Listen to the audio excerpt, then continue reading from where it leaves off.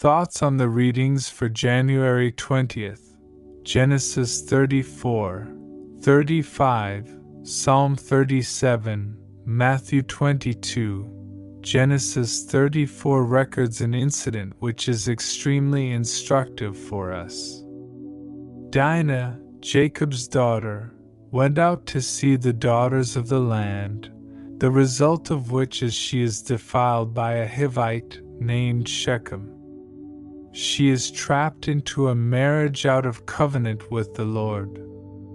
Her brothers deceive the Hivites and insist that every male Hivite in the town be circumcised, as a condition for allowing the marriage to occur.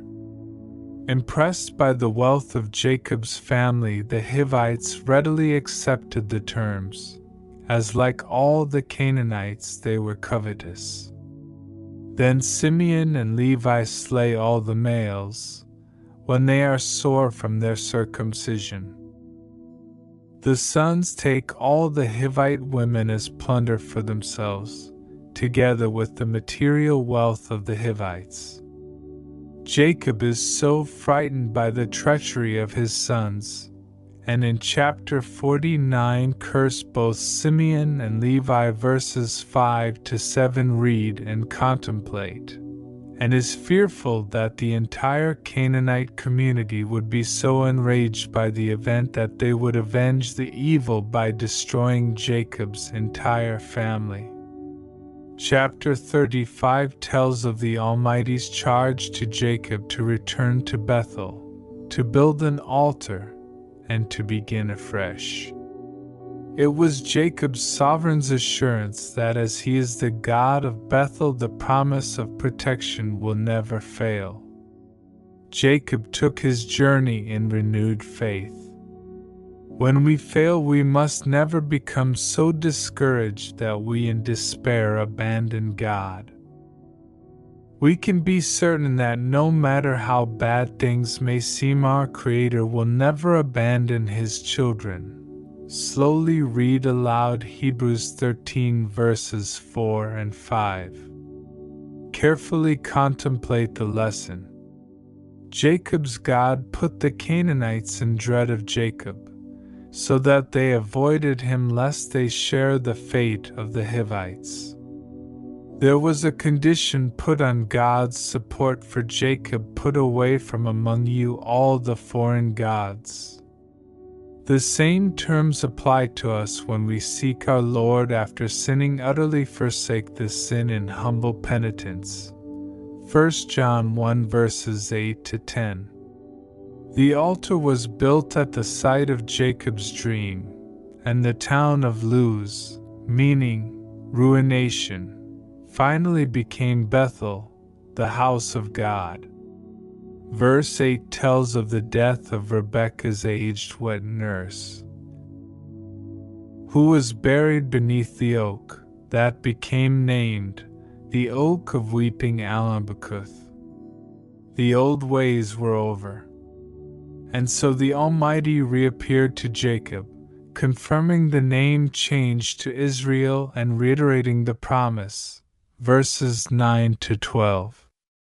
Jacob's response is to set up, as a pillar, the stone to anoint, or Christ it, by pouring oil over it, offer a drink offering, and rename the site Bethel. Verses 16 to 29 records the deaths of firstly Rachel, and lastly Isaac, as well as their burials. Isaac was buried by both his sons, Esau and Jacob, and rests with the family of faith in the cave of Machpelah, meaning folded. All those resting there will rise again and inherit the promised land when Christ returns to the earth. Rachel, on the other hand, is wrapped in mystery. She had heavy travail and died giving birth to her second son. In desperation she named him son of my sorrows, Ben-oni. She had not quite reached Bethlehem-Ephratah, meaning the house of bread and fruitfulness, How ironic for the barren wife, who died in childbirth. Jacob renamed his son Benjamin, the son of the right hand. As well as actually happening, the event was a parable about Jesus Christ, who in his suffering for sins, not his own, and dying was a man of sorrows. Isaiah 53 verses 3-5. But having suffered, his Father elevated him to his own right hand. Acts 2 verses 22-36. Read and consider. And Rachel's barrenness followed by fruitfulness was also symbolic of a restored Israel. Isaiah 54 verses 1-8. Consider. If we were in doubt as to Rachel's divine esteem, we should read Ruth 4 verses 11-12. She too will receive the loving kindness of her God. Psalm 37 states undeniably and in unmistakable terms that the reward of the righteous is on earth, and not in heaven. Let's start by reading aloud Psalm 115 verses 15-16. We also have been persuaded, as we have read, what God promised to Abraham, Isaac, and Jacob, an eternal inheritance on the earth. Romans 4 verse 13. Note that we too, when we are baptized, after believing the truth, become joint heirs to the same promises. Matthew 8 verses 10-12, Galatians 3 verses 25-29, Hebrews 11 verses 39-40. Now notice how frequently the psalm makes that point. Read each of these before resuming the reading of the commentary. V9.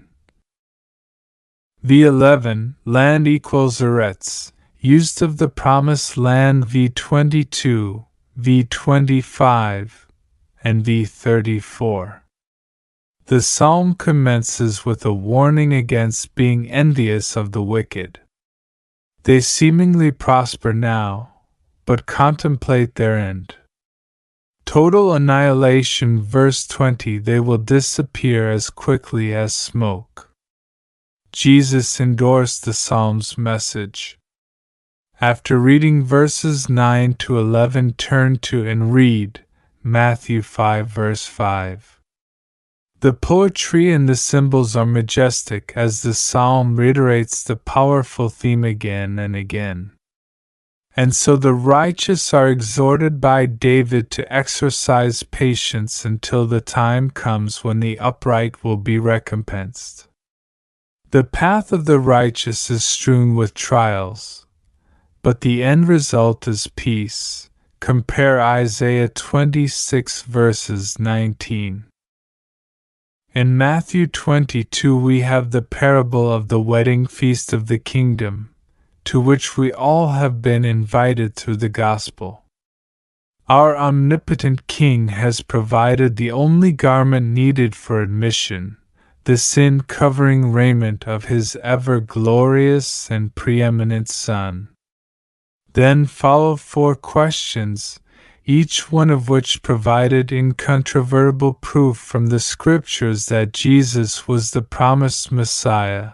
The first 3 asked of our Lord Jesus by each class of his foes, and the last of himself to them, proving himself to be the divine Son of David, after the flesh, but God's Son of the Father's right hand, as attested by Psalm 110. Penned by Warwick Rosser and his team. Produced by Krista Delphin Video. Work.